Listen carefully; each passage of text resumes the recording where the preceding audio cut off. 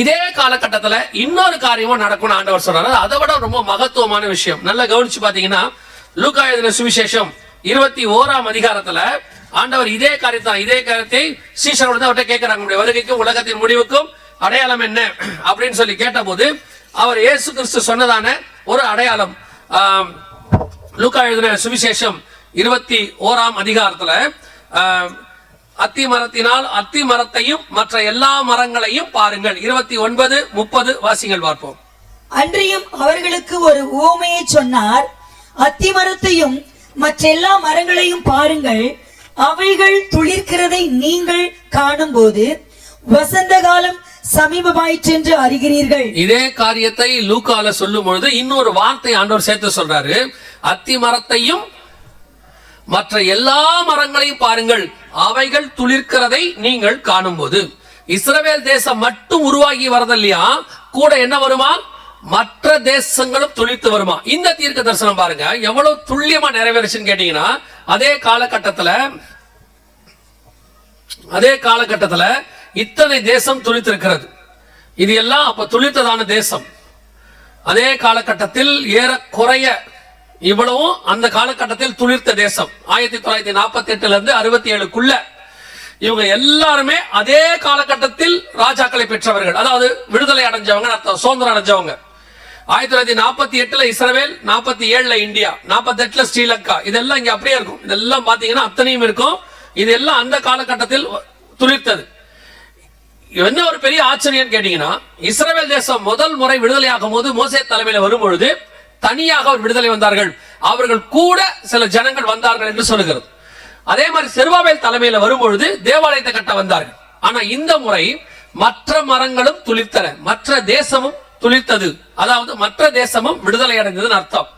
இந்த தீர்க்க தரிசனம் அப்படியே இந்த காலகட்டத்தில் நிறைவேறியது. இதுல என்ன, எதுக்காக இதை உங்களுக்கு சொல்றேன்னா, தீர்க்க தரிசனமாய் மட்டுமல்ல, இதே காலகட்டத்தில் இஸ்ரவேல் துளிர்த்த அதே காலகட்டத்தில் துளிர்த்த இன்னொரு தேசம் தான் நீங்களும் நானும். இந்தியா 1948 ஆகஸ்ட் 15, அவங்க 1948 மே 14. ஏறக்குறைய அதே காலகட்டத்தில் நாமும் வந்திருக்கிறோம். எதுக்கு சொல்றேன், இஸ்ரவேலை சொன்ன தேவன் மற்ற மரங்கள் என்று நம்மை குறித்தும் தீர்க்க தரிசனம் உரைத்து வைத்திருக்கிறார். நாமும் அதே காலகட்டத்தில் துளிர்த்ததான ஜனங்கள், நம்மை குறித்தும் வேதத்தில் தீர்க்க தரிசனம் இருக்கிறது. அல்லேலூயா. நீங்களும் நானும் விசேஷித்தவர்கள், குறிப்பாக தமிழ்நாடு விசேஷித்தவர்கள். இந்த தமிழ் இனம், தமிழ் மொழி விசேஷித்தது. நீங்க எப்ப வேணா எடுத்துக்கோங்க, 12 அப்போஸ்தலர்கள்ல ஒருத்தரை கர்த்தர் நமக்கு அனுப்பி வச்சிருக்கிறார். அல்லேலூயா. ஆசிய மொழிகளிலேயே முதல் மொழியாக நம்முடைய மொழியில் தான் வேதாகமம் மொழிபெயர்க்கப்பட்டது. சீகன் பால்கை கர்த்தர் நமக்கு தான் அனுப்பி வைத்தார். அப்படின்னா இந்த நாட்டையும், இந்த தமிழ்நாட்டையும், இந்த மொழியையும் கர்த்தர் எவ்வளவு நேசிக்கிறார்னு பாருங்க. ஏன் எல்லாருக்கும் நம்மள பிடிக்கலன்னு உங்களுக்கு தெரியுதா? இப்ப தேவனுக்கு ரொம்ப பிடிச்சா மனுஷனுக்கு பிடிக்காது. நாம் தேவனால் நேசிக்கப்படுகிறவர்கள். அதனாலதான் தமிழையும் தமிழ்நாட்டையும் ஏதாவது செய்யணும்னு நினைச்சோம், இன்னும் செய்ய முடியாம கஷ்டப்பட்டு இருக்கிறதுக்கு ஒரே காரணம், தேவன் நம்மை நேசித்துக் கொண்டிருக்கிறார். தமிழ்நாடு என்பது நீங்கள் நினைக்கிற மாதிரி இப்ப இருக்கிறது இல்ல. தோமா வரும்பொழுது அது அங்க ஆரம்பிக்குது, கேரளால ஆரம்பித்து ஒரிசா வரைக்கும் போகுது.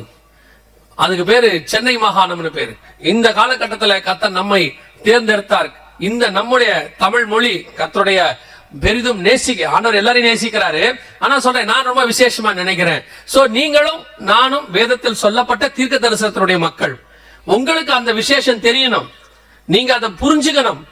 2000 வருஷத்திற்கு முன்பதாக கர்த்தர் உங்களை என்னையும் குறித்து வேதத்தில் சொல்லி வச்சிருக்கிறார். இஸ்ரவேலையும் மற்ற மரங்களையும் பாருங்கள், அவைகள் துளிர்க்கிறதையும் நீங்கள் காணும் போது. ஆண்டவர் சொன்னபடியே துல்லியமாக தீர்க்க தரிசனம் நிறைவேறி இருக்கிறது.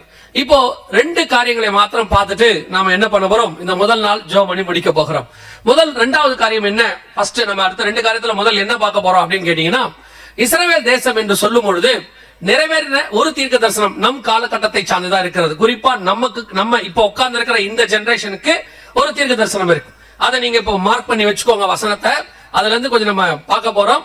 அதோட சில காரியங்களை உங்களுக்கு சொல்ல போறோம். நாங்க வாசிங்க சகரியாவின் புஸ்தகம் 12ஆம் அதிகாரம் 6வது வசனத்தை வாசிங்க. சகரியா 12:6 வாசிங்க. அந்நாளிலே யூதாவின் தலைவரை விறகுகளுக்குள்ளே எரிகிற அக்கினி அடுப்புக்கும் வைக்கோல் கட்டுகளுக்குள்ளே எரிகிற தீவெட்டிக்கும் ஒப்பாக்குவேன். அவர்கள் வலதுபுறமும் இடதுபுறமாக புறப்பட்டு சுற்றிலும் இருக்கிற எல்லா ஜனங்களையும் பட்சிப்பார்கள்.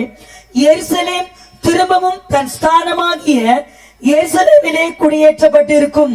இந்த தீர்க்க தரிசனம் சகரியாவின் புஸ்தகத்திலே சொல்லப்பட்டது. இது நம் காலகட்டத்துக்குரிய தீர்க்க தரிசனம். இப்போ வேதாகமத்தை எடுத்து பார்த்தவங்க இல்ல எழுதுறவங்களுக்கு சொல்றேன்.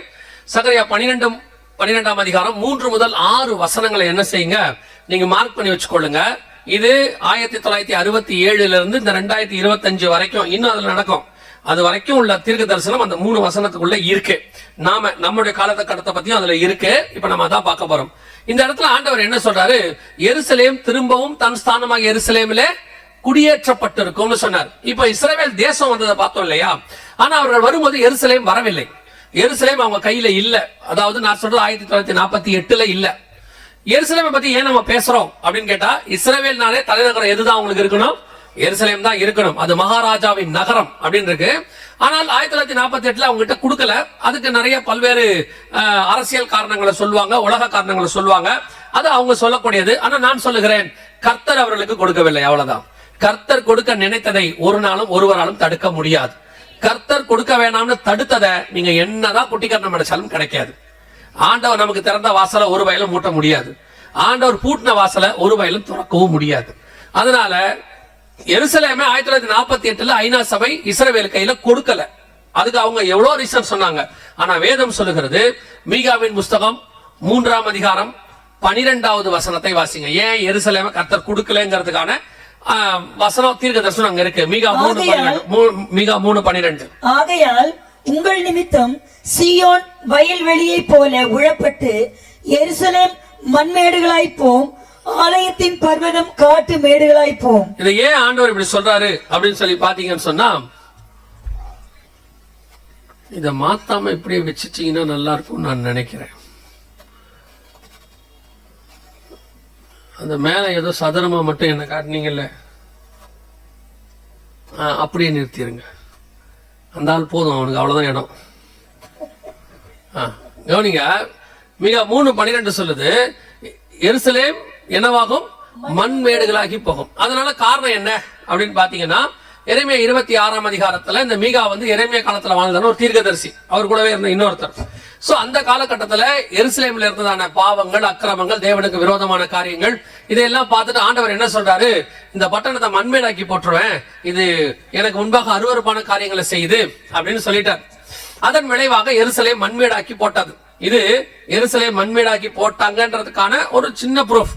ஏன்னா 1900 வருஷம் வரைக்கும் எருசலேம்ல ஒரு மரம் கூட இல்லாமல் இருந்துச்சாம். அந்த காலகட்டத்தில் உள்ளவங்க சொல்றாங்க. காரணம், கர்த்தர் தேசத்தை கைவிட்டார். நான் எப்பவும் ஒரு விஷயத்தை விசுவாசிக்கிறேன், உங்களுக்கு சொல்றேன். கர்த்தர் மட்டும் கையில எடுத்தார்னா எந்த பாலைவனத்தையும் சோலைவனமாய் மாத்த வல்லமை உள்ளவராய் இருக்கிறார். ஆனா கர்த்தர் கைவிட்டுட்டாரு, எப்பேற்பட்ட பட்டணமாய் இருந்தாலும் அது பாலைவனமாய் மாறிடும். ஆசீர்வாதம் என்பது கர்த்தரால் வரக்கூடியதா இருக்கிறது. நாம கர்த்தருக்கு முன்பாக உண்மையும் உத்தமமாய் இருந்தால் எவரையும் கர்த்தர் ஆசீர்வதிக்க வல்லமை உள்ளவராய் இருக்கிறார். அல்லேலூயா. நம்முடைய ஆண்டவர் நினைச்சார்னா ஆடு மேய்க்கிறவனை ராஜாவாய் உட்கார வைக்க கர்த்தரால் முடியும். கர்த்தர் நினைச்சார்னா ராஜாவா இருக்கிற நேபுகாத் நேச்சார புல்லு மேய வைக்கவும் முடியும். ஆசீர்வாதம் என்பது ஆண்டவருடைய கரத்துல இருக்கு. நான் எனது என்னது என்னாலதான் நான் என்னது அப்படின்னு சொன்ன ஆட்கள்லாம் காணாம போச்சு தமிழ்நாட்டுல. கர்த்தருடைய கிருபைன்னு சொன்னவங்க இன்னை வரைக்கும் நிக்கிறாங்க. எருசலேம் மண்மேடாக்கி போனதுக்கு பெரிய காரணம், அங்கே கர்த்தருக்கு முன்பாக நடந்த அருவருப்புகள், அவ்வளவு காரியங்கள். கர்த்தர் தேசத்தை கைவிட்டார், மண்மேடாக்கி போயிடுச்சு. ஆனால் நம்முடைய ஆண்டவரை போல அவ்வளவு இரக்கத்தின் தேவனை, அன்பான தேவனை உங்களால பார்க்கவே முடியாது. நான் ஏற்கனவே சொன்னேன், நான் இயேசுவை ஏற்றுக்கொண்டு எனக்கு 34 ஆண்டுகளாகிறது. இந்த 34 ஆண்டுகளாக நான் இயேசுவுக்கு கெட்டவனாய் இருந்திருக்கிறேன், தூர போயிருக்கிறேன், அருவருப்பான காரியங்கள்லாம் செய்திருக்கிறேன். ஆனால் ஒரு நாள் கூட இயேசு எனக்கு கெட்டவராய் இருந்ததே கிடையாது. ஒரு நாள் கூட என்னை அவர் கை விட்டதே கிடையாது. தகப்பன் தன் பிள்ளையை சுமப்பது போலதான் அவர் சுமந்து கொண்டு வந்தார். ஆண்டவருடைய பெரிய அன்பினுடைய உச்சம் என்னன்னா, கடைசி நிமிஷம் வரைக்கும் அவனை காப்பாற்றணும்னு நினைப்பாரு. அந்த செகண்ட் வரைக்கும் ட்ரை பண்ணிக்கிட்டே இருப்பாரு, அந்த ஆத்மா நரகத்துக்கு போயிடக்கூடாதுன்னு சொல்றதுல. அந்த லாஸ்ட் மினிட்ல அந்த சிலுவையில அந்த கல்லனை காப்பாத்தி பரதீசி கூட்டிட்டு போயிட்டார். இதெல்லாம் கர்த்தருடைய அன்பினுடைய உச்சம். அதெல்லாம் அப்படிப்பட்டதான ஒரு தேவன், எருசலேமை கைவிட்டேன், அதை நான் மண்மேடாக்கி போட்டேன், எவ்வளவு சொன்னாலும் அதே தேவன் தான் சகரியா 12:6 சொன்னாரு, எருசலேம் திரும்பவும் தன் ஸ்தானமாகிய எருசலேமிலே குடியேற்றப்பட்டிருக்கும் அப்படின்னார்.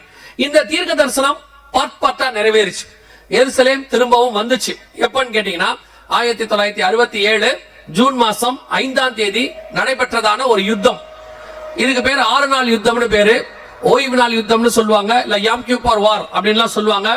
இந்த ராணுவ வீரர்கள் தான் அதை பிடிச்சவங்க, மிச்ச மீதி இருக்கிறாங்க.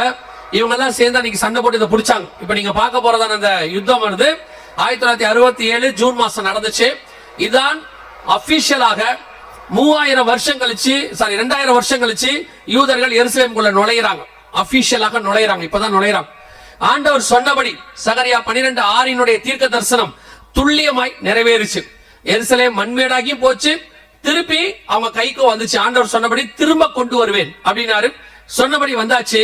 இப்ப அந்த வசனத்துல சொன்ன குடியேற்றப்படும் அப்படிங்கிற தீர்க்க தரிசனம் நடந்துருச்சு. இது பகல்ல உள்ளது, இது இரவுல உள்ளது. யோசிச்சு பாருங்களேன், நல்லா இருக்கிற ஒரு பட்டணத்தை தப்பு செஞ்சு அருவருப்பு செஞ்சாங்கன்னு அதை அப்படியே மனுஷன் குடியேற முடியாத மண்மேடாக்கி போட்டுட்டார். இஸ் இஸ் டேவிட் சிட்டின்னு ஒரு புஸ்தகம் இருக்கு. அத எழுதினவர் சொல்றாரு, போய் பார்த்துட்டு அவர் வந்து சொல்றாரு, எருசலேமுக்குள் ஒரு மரம் கூட இல்லையா, ஒரே ஒரு மரம் கூட. அவர் சொன்னாரு, வசனத்துல சொன்னபடியே எருசலேம் மொட்டையடிக்கப்படும் அப்படிங்கிற தீர்க்க தரிசனம் நிறைவேறி இருக்குங்க. ஒரு மரம் கூட இல்ல, முழுக்க பாலைவனமா இருந்துச்சு அப்படின்னு சொல்றார். இதையும் கர்த்தர் அனுமதி கொடுத்தார். இப்ப அதே தேவன் தான் மீண்டும் குடியேற பண்ணியும் இருக்கிறார். இதை நீங்க நல்லா புரிஞ்சுக்கணும். நம்முடைய தேவனுடைய வல்லமை என்னங்கிறது உங்களுக்கு தெரியணும். இன்னைக்கு ஒண்ணுமில்லாத ஒரு பட்டணத்தை மீண்டும் குடியேற பண்ணியாச்சு. சகரியா 12:6 நம் கண்களுக்கு முன்பாக ஒரு பகுதி நிறைவேறிடுச்சு. ஆனால் அதுல ஆண்டவர் இன்னொரு காரியத்தையும் சொல்றார். எருசலேம் திரும்பவும் தன் ஸ்தானமாகிய எருசலேம்ல குடியேற்றப்படும். அதே ஸ்தானம். என்ன ஸ்தானம்? இப்ப நம்ம எல்லாம் வீட்டுல கணவன் மனைவி அப்பா அம்மா பிள்ளைகள் எல்லாம் வேற சொல்லுவோம், தாத்தா பாட்டி நிறைய இருக்கு. ஆனா அத்தனை பேருக்கும் வேலைக்கு போகும்போது அங்க ஒரு ஸ்தானம் இருக்கும். அது ஸ்டாஃபா இருக்கலாம், என்ன வேணா இருக்கலாம், ஒரு ஸ்தானம் இருக்கு. அதே மாதிரி எருசலேம் எப்படி இருந்தாலும் அதுக்கு ஒரு ஸ்தானம் இருக்கு. அதுதான் இஸ்ரவேலின் தலைநகரம். அதான் அதோடைய ஸ்தானம். ஆனால் அது 1967 ஆகல, வந்துடுச்சு, ஆகல. இதுக்கும் அதே மாதிரிதான் நிறைய காரணங்கள். சுத்தி இருக்கிற நாடுகள் ஆக உடல, அவங்களை அப்படி பண்ணாங்க இப்படி பண்ணாங்க. இப்போ நான் சொல்றேன், ஆண்டவர் அதை திருப்பி தலைநகராக மாற்றுவேன் என்று சொன்னார். அவர் சொன்னபடியே தலைநகராக மாற்றினார். அதை வேற யாரும் ஒண்ணுமே செய்ய முடியாது. அவர் சொன்ன போது அது ஆகும். சரியா 1967 இருந்து 50வது வருஷம். இதான் நான் சொன்னேன், நம்ம காலத்துல நடந்த தீர்க்க தரிசனம் என்று சொல்லி. 2018 மிக முக்கியமான சரித்திர தீர்க்க தரிசன வருஷம் அது. 2018 வெரி இம்பார்ட்டன்ட். கர்த்தர் சொன்னபடி மிக துல்லியமாய் ஒரு தீர்க்க தரிசனம் நிறைவேறிச்சு. அமெரிக்க அதிபராக முதல் முறை ட்ரம்ப் வந்தார். வந்தபோது அவர் என்ன பண்ணாரு அப்படின்னு கேட்டீங்கன்னா, ஒரு வாக்குறுதி கொடுத்தார் யூதர்களுக்கு. அவங்க நாட்டில் இருக்கிற யூதர்கள், அவங்க நாட்டில் நிறைய யூதர்கள் இருக்கிறாங்க, அவங்க கிட்ட ஓட்டு வாங்கும் போது அவர் வாக்குறுதி கொடுத்தார். நான் ஒருவேளை ஜனாதிபதி ஆயிட்டா இஸ்ரவேல் தேசத்துக்கு நான் எருசலேமை தலைநகரா மாத்துவேன் அப்படின்னார். இந்த மாதிரி நிறைய பேர் சொல்லி இருக்கிறாங்க, ஆனால் யாருமே செஞ்சதில்லை. அதே மாதிரி அவர் ஜெயிச்சிட்டாரு. ஜெயிச்ச உடனே அவர்கிட்ட கேட்டாங்க, அந்த அமெரிக்கால வந்து பாத்தீங்கன்னா நம்ம ஊர் மாதிரி கிடையாது.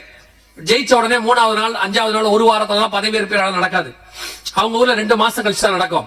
நவம்பர் 20 எலெக்ஷன் முடியும், ஜனவரி 20 பதவியேற்பு. 2 மாசம் கழிச்சு தான் பதவியேற்பாங்க யாரா இருந்தாலும். அப்ப இவர் ஜெயிச்சிட்டாரு, ஆனா பதவி ஏற்கல. இப்ப இவர்கிட்ட கேட்டாங்க, நீங்க ஜனாதிபதியா ஜெயிச்சிட்டீங்க, பதவி ஏற்ற உடனே இஸ்ரவேலுக்கு தலைநகரா எருசலேமை மாத்துவீங்களா அப்படின்னு கேட்டாங்க. அப்ப ட்ரம்ப் சொன்னாரு, நான் சொன்னதுதான், நான் வந்த உடனே கண்டிப்பா செஞ்சிருவேன்னு சொன்னார்.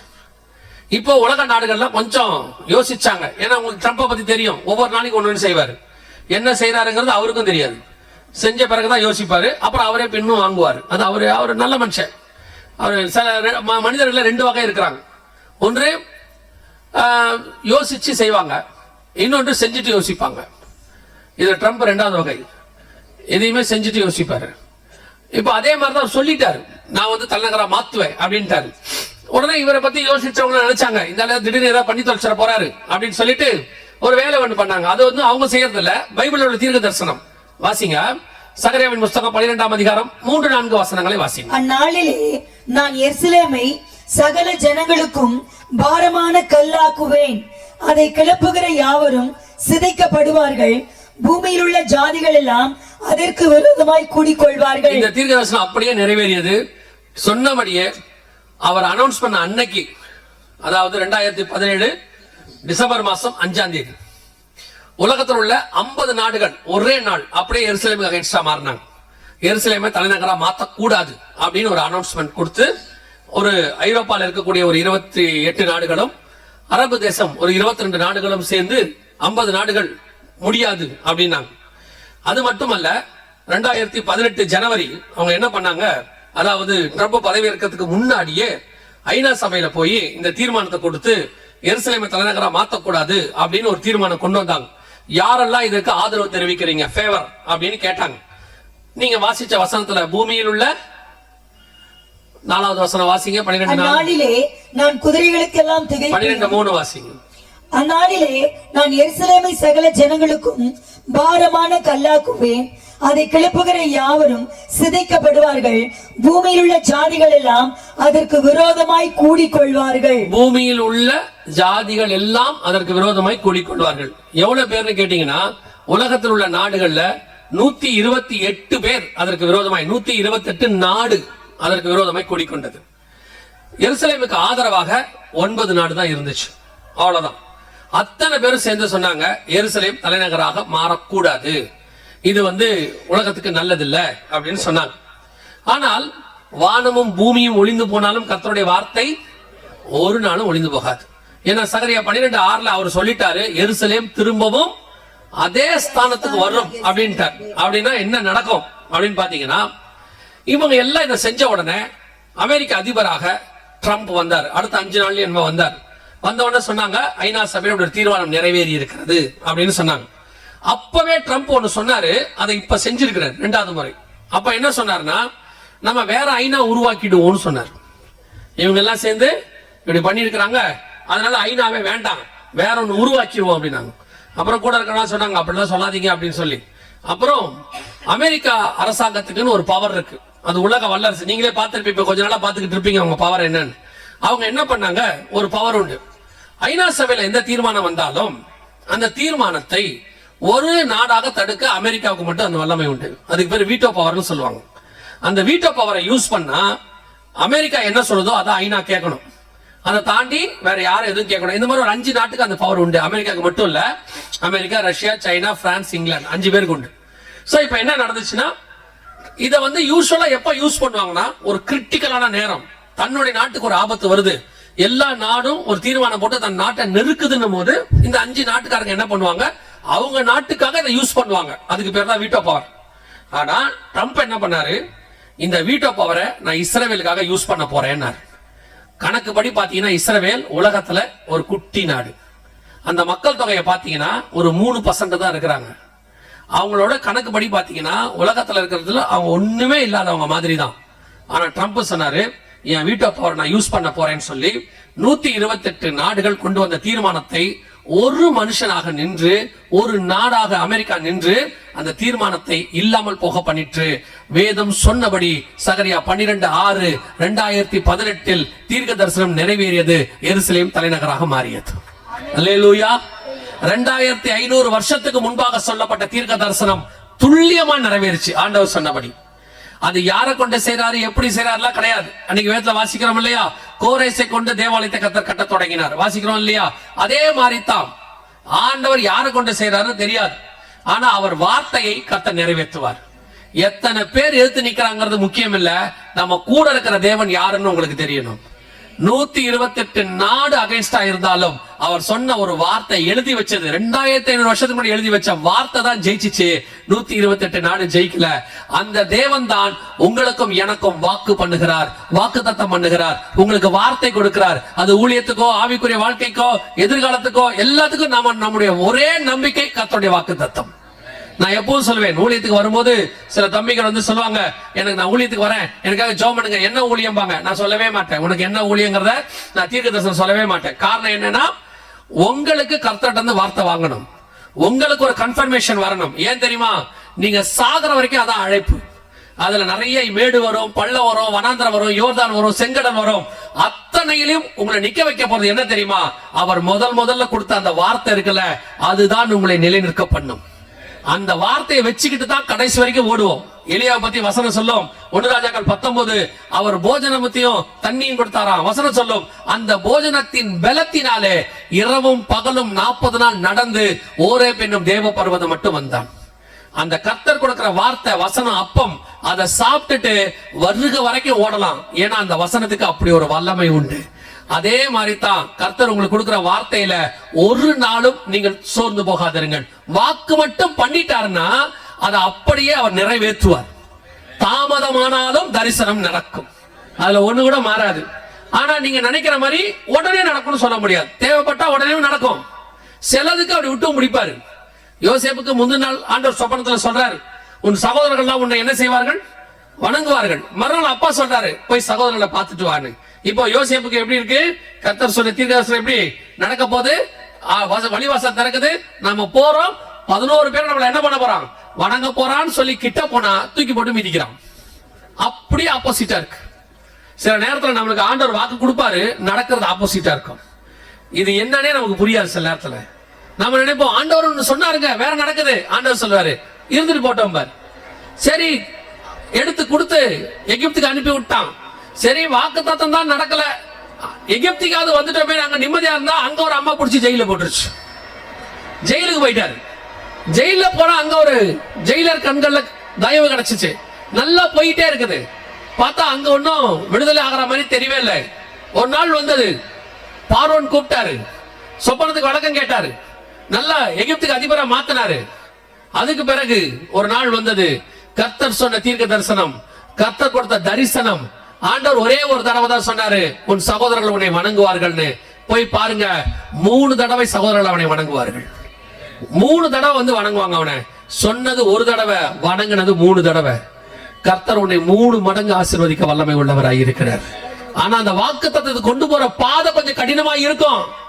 சில நேரத்துல அப்படி நெளிவு சுழிவு அப்படித்தான் இருக்கும், ஏற்ற இறக்கம் இருக்கும், கொஞ்சம் கஷ்டப்படும், சொன்னது நடக்காத மாதிரி இருக்கும், ஆப்போசிட்டா இருக்கும். ஆனா ஒண்ணு மட்டும் நிச்சயம், எல்லாம் மாறும். அந்த வாக்குத்தத்தம் மட்டும் மாறவே மாறாது.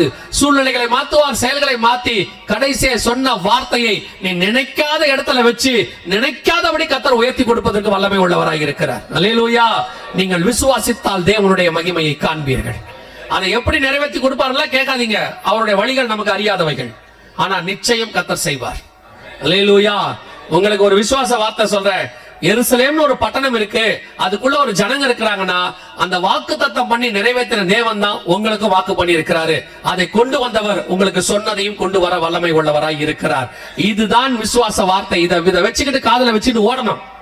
நீங்க ஜெபம் பண்ணும்போது தைரியமா ஜெபம் பண்ணுங்க. ஆண்டவரே, காணாமல் போன எருசலேமை திருப்பி கொண்டு வர உங்களால் முடியுமானால், முடியாதுன்னு டாக்டர் சொன்ன கர்ப்பத்தை மீண்டும் குழந்தையால் நிரப்ப வல்லமை உள்ளவராக இருக்கிறீர் ஆண்டவரே சொல்லுங்க.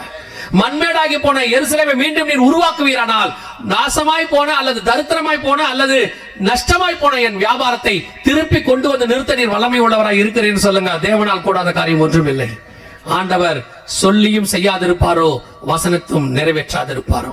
சொன்னபடி இந்த காரியம் நடந்தது. ஆண்டவர் சொன்னபடியே வந்துருச்சு. ஆனால் இப்போ நீங்க தெரிஞ்சுக்க வேண்டிய மிக முக்கியமானது, அடுத்து நடக்க போற 2 முக்கியமான விஷயம் இருக்கு. அதை நான் உங்களுக்கு சொல்றேன்.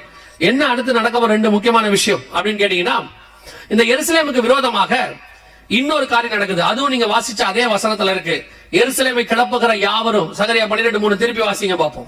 நாளிலே நான் எருசலேமை சகல ஜனங்களுக்குள்ளும் பாரமான கல்லாக்குவேன், அதை கிளப்புகிற யாவரும் சிதைக்கப்படுவார்கள், பூமியில் உள்ள ஜாதிகள் எல்லாம் அதற்கு விரோதமாய் கூடிக்கொள்வார்கள். அதை கிளப்புகிற யாவரும் சிதைக்கப்படுவார்கள். இப்போ எருசலேமை கிளப்புறாங்க. என்னங்க கிளப்புறது அப்படின்னு கேட்டீங்கன்னா, ஐநா சபையில இந்த 2025 லாஸ்ட்ல ஒரு தீர்மானம் போடப்பட்டிருக்கு. எருசலேமுக்கு விரோதமாக 160 நாடுகள் போட்டிருக்கு. என்ன தீர்மானம் அப்படின்னு கேட்டீங்கன்னா, சரி எருசலேமை யூதர்கள் எடுத்துக்கிட்டாங்க, பாதியாவது கொடுங்கன்னு கேக்குறாங்க. அதுக்கு பேர் 2 ஸ்டேட் சொல்யூஷன் பேரு ஆங்கிலத்துல. தமிழ்ல சொன்னோம்னா, ஒரு பட்டணத்தை 2ஆ பிரிங்க, எருசலேமை 2ஆ பிரிச்சிருங்க. ஒரு பாதி ஓல்டு சிட்டி அப்படிங்கிற பகுதியை பாலஸ்தீனர்களுக்கு கொடுத்துருங்க, ஒரு பகுதியை யூதர்களுக்கு கொடுத்துருங்க. எதுக்கு? அவங்க தான் எருசலேம் 2 பேரும் வேணும்னு கேக்குறாங்களே அப்படின்னு. இப்போ பாலஸ்தீனர் என்ன சொல்றாங்கன்னா, பரவாயில்ல பாதியாவது கொடுங்கன்னு கேக்குறாங்க. ஆனா யூத என்ன சொல்றாங்கன்னா, அதெல்லாம் கொடுக்க முடியாது, 1 இன்ச் கூட தர மாட்டேங்கிறான். கேட்கறதுக்கு பாத்தீங்கன்னா கொஞ்சம் கஷ்டமா இருக்கும். ஒரு ராஜா கிட்ட வந்து 2 பேர் கேட்டாங்களாம், நேத்து இவ பிள்ளைய சாப்பிட்டோம், இன்னைக்கு இவ பிள்ளைய சாப்பிட்டோம், திரும்பி படுக்கும்போது ஒரு பிள்ளை இதாகி போச்சு, ஒரு ஒரு காரியம் இருக்கு, இல்ல ஒரு பிள்ளை தான் இருக்கு, அவ சொல்றா இது என் பிள்ளை, இது சொல்றா இது என் பிள்ளைன்னு. அப்ப ராஜா சொன்னாராம், கத்தியை கொண்டா பிள்ளைய விட்டு ஆளுக்கு பாதியா கொடுன்னு. அப்போ அந்த ஒரிஜினல் தாய் சொன்னாலாம், இல்ல வெட்ட வேண்டாம், அந்த குழந்தைய அந்த அம்மாட்டே கொடுத்துருங்க, எங்க இருந்தாலும் என் குழந்தை உயிரோட இருக்கட்டும். இன்னொருத்தையும் சொன்னாலாம், இல்ல பரவாயில்ல பாதியா வெட்டிருங்க, ஆளுக்கு பாதி பாதி கொடுத்துருங்கன்னு. பெத்தவனுக்கு தானே உண்மை தெரியும், மத்தவன் பாதியா தான் கேட்பான், அந்த சொந்தக்காரன் தான் மொத்தமா கேட்பான். இப்ப யூதன் கேட்கறான் மொத்தமா, அவன் கேட்கறான் பாதி. இது நான் சொன்னது பைபிள்ல உள்ள சம்பவம், அதே தான் இப்பவும் நடக்குது. அவன் சொல்றான், ஏனால் இப்ப உங்களுக்கு ஒரு சந்தேகம் வரும், ஏன்னா நீங்க எல்லாம் வந்து பைபிளை விட டிவி நிறைய பாக்குறவங்க இவங்க. சோ டெய்லி உட்காந்து டிவி பார்க்கும்போது அதுல 4 பேரா பேசுவாங்க. அதுல ஒரு சிலர் இந்த எருசலேமுக்காகவும் பேசுவாங்க. அந்த அவங்க என்ன டாபிக் எடுக்கிறாங்களோ அந்த டாபிக் அன்னைக்கு பேசுவாங்க உட்காந்து. அதுல எருசலேமுக்கே போவாத கூட உட்காந்து பேசுவோம். அவங்க என்ன சொல்லுவாங்கன்னா, ஏங்க பாதி தானுங்க கேட்கறாங்க, கொடுத்துட்டா என்ன, எதுக்கு இந்த யூதர்கள் அடம் பிடிக்கிறாங்க? அதை உட்காந்து அவங்க பேசுறதை கேட்கும்போது, பாயிண்ட் எல்லாம் கேட்கும்போது உங்களுக்கு எப்படி இருக்கும்னா, நியாயமா தான் படும். பாதியை கொடுத்துட்டா சண்டை ஓஞ்சிருமே, ஓயாது சண்டை. அவங்க பக்கத்து நாட்டுல இருக்கும்போதே சண்டை போட்டுக்கிட்டு இருக்காங்க. ஒரு பட்டணத்துக்குள்ள 2 பேர் இருந்தா என்ன ஆகும்? இன்னும் ஜாஸ்தி தான் ஆகும். சண்டெல்லாம் பிரச்சனைகள்லாம் அதெல்லாம் முடிவுகள்லாம் வராது. இதுக்கு முன்னாடி எத்தனையோ ஒப்பந்தம் போட்டு எதுவுமே முடிவுக்கு வரல. சோ அதனால முடிவுக்கு வராது. இப்போ உங்களுக்கே சந்தேகம் வரும், ஏன் எருசலேமை பாதியா கொடுத்தா என்ன அப்படின்னு கேட்டீங்கன்னா, இந்த எருசலேமை பத்தின சில 4 வசனங்கள் இருக்கு. அதை நீங்க தெரிஞ்சு வச்சுக்கோங்க. எருசலேம் எவ்வளவு முக்கியம், யாருக்கு சொந்தங்கிறது உங்களுக்கு தெரியணும். முதலாவதாக வாசிங்க ஆதியாகமத்தின் புஸ்தகம் 14ஆம் அதிகாரம் 18வது வசனத்தை வாசிங்க. 14-18 வாசிங்க. அன்றியும் உன்னதமான தேவனுடைய ஆசாரியனாய் இருந்த சாலேமின் ராஜாவாகிய மெல்கிசேதேக்கு அப்பமும் திராட்சரசமும் கொண்டு வந்து அவனை ஆசீர்வதித்து, வானத்தையும் பூமியும் உடையவராகிய உன்னதமான தேவனுடைய ஆசீர்வாதம் ஆபிரகாமுக்கு உண்டாவதாக. இது மெல்கிசேதேக்கு யாருன்னு கேட்டீங்கன்னா, சாலேமின் ராஜாவாகிய அப்படின்னு இருக்கு. இந்த சாலேம் தான் எருசலேம். சாலேம்னா சமாதானம், எருசலேம்னா சமாதானத்தின் நகரம் அப்படின்னு அர்த்தம். அந்த ராஜா அப்பவே வந்து ஆபிரகாமோட கூட உடன்படிக்கை பண்ணிட்டாரு, அப்பமும் ரசமும் கொடுத்துட்டாரு, ஆசீர்வதிச்சிட்டாரு. சோ அன்னைக்கே எருசலேம் வந்து யார் கைக்கு வந்திருக்குது? ஆபிரகாமுக்கு. ஆனா என்ன சொல்லுவாங்கன்னா, அவர் வந்தாரு, அப்பரசம் கொடுத்தாரு, எருசலேமை கையில கொடுத்தாரா அப்படின்னு கேட்டீங்கன்னா, 15ஆம் அதிகாரம் ஆதியாகமத்தின் புஸ்தகம் கடைசி வசன வாசிங்க. எமோரியருக்கும் கானானியரும் கிர்காசேரும் எபூசேரும் என்பவர்கள் இருக்கிறதுமான இந்த தேசத்தை உன் சந்ததிக்கு கொடுத்தேன் என்றார். ஆண்டவர் சொல்றாரு, இந்த தேசத்தை உன் சந்ததிக்கு கொடுத்தேன். அங்க பாத்தீங்கன்னா எருசலேம்ங்கிற பேர் இருக்காது, எபூசுன்னு ஒரு பேர் இருக்கும். இந்த எபூசுனா என்ன தெரியுமா? நியாயாதிபதிகளின் புஸ்தகம் 19ஆம் அதிகாரம் 10வது வசனம் வாசி. நியாயாதிபதிகள் 19:10 வாசிங்க.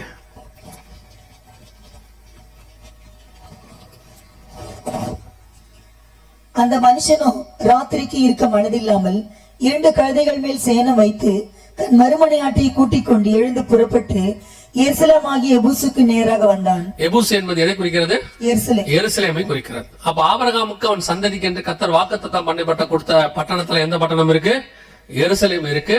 ஆதியாகமம் 15ஆம் அதிகாரம் கடைசி வசனத்தின் படி. இப்ப அடுத்த கேள்விக்கு வந்துருவாங்க. சரி, ஆபிரகாமுக்கு கொடுத்தான்னு ஒத்துக்கிறோம், சந்ததி கொடுத்தான்னு ஒத்துக்கிறோம். ஆபிரகாமுக்கு 3 சந்ததி இருந்துச்சு, கேத்தூரால் சந்ததி, இஸ்மவேல், ஈசாக்கு. 3 இருக்கும்போது இதுல யாருக்கு கொடுத்தாருன்னு தெரிய வேண்டாமா? ஆபிரகாம் யாருக்கு கொடுத்தாரு அப்படின்னு கேட்டீங்கன்னா வாசிங்க ஆதியாகமத்தின் புஸ்தகம் 25ஆம் அதிகாரம் 5வது வசனம் வாசிங்க. ஆதியாகமம் 25:5 வாசிங்க. ஆபிரகாம் தனக்கு உண்டான யாவையும் ஈசாக்குக்கு கொடுத்தான். ஆபிரகாமுக்கு இருந்த மறுமனையாட்டிகளின் பிள்ளைகளுக்கோ ஆபிரகாம் நன்கொடைகளை கொடுத்து தான் உயிரோடு இருக்கும் போதே அவர்களை தன் குமாரனாகி ஈசாக்கை விட்டு கிழக்கே போக கீழ் தேசத்துக்கு அனுப்பிவிட்டான். வசனம் தெளிவா இருக்கு. கேத்தூரால் சந்ததிய கிழக்கே கீழ் தேசத்துக்கு அனுப்பிட்டான், இஸ்மவேலை எகிப்துக்கு அனுப்பிட்டான், ஈசாக்குக்கு எல்லாவற்றையும் கொடுத்துட்டான். சோ ஆபிரகாம் தனக்கு உண்டான எல்லாவற்றையும் யாருக்கு கொடுத்தார்? ஈசாக்கு கொடுத்தார். ஈசாக்குடைய பையன் தான் யாக்கோபு, அவர் தான் இஸ்ரவேல். இஸ்ரவேலுடைய பையன் தான் யூதா, 4வது, அவன் தான் யூதர்கள். அந்த யூதா வம்சத்தில் வந்த தாவீது தான் எருசலேமினுடைய அந்த இடத்துல 40 வருஷம் அரசாண்டார். 33 வருஷம், எப்ரோன் 7 வருஷம், அப்புறம் சாலமோன் 40 வருஷம், ரெகபியாம், எரேபியாம் எல்லாம் பாத்தீங்கன்னா எருசலேம் அவங்க கையில தான் இருந்துச்சு. சோ வசனத்தின்படி ஆபிரகாம்ல இருந்து இயேசு வருகிற வரைக்கும் எருசலேம் யார் கையில தான் இருந்துச்சு?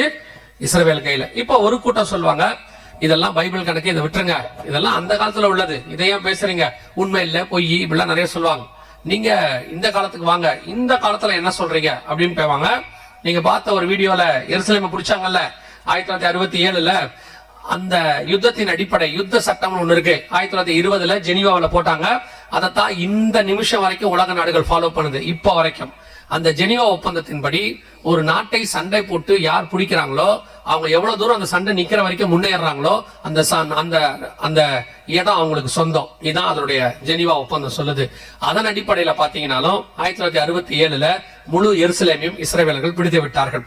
எந்த படி எடுத்தாலும் இஸ்ரவேல் யாருக்கு சொந்தம்? சார், எருசலேம் யாருக்கு சொந்தம்? இஸ்ரவேலுக்கு சொந்தம்.